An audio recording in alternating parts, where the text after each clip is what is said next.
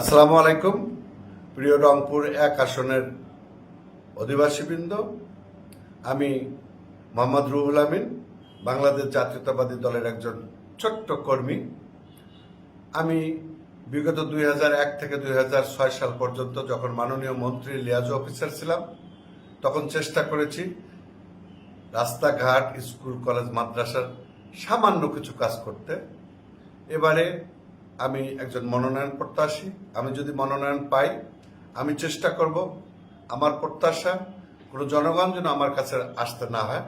আমি জনগণের কাছে থাকব, জনগণের কাছে আমি হাজির হব এবং আমি আশা করি এই তরুণ যুবক সমাজের জন্য আমি কিছু করার চেষ্টা করব।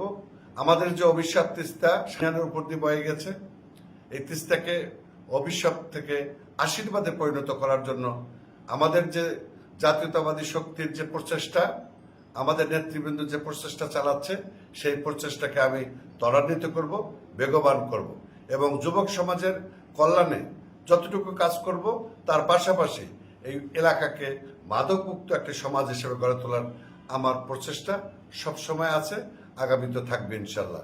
আপনারা সবাই ভালো থাকবেন, দোয়া করবেন। আসসালামু আলাইকুম।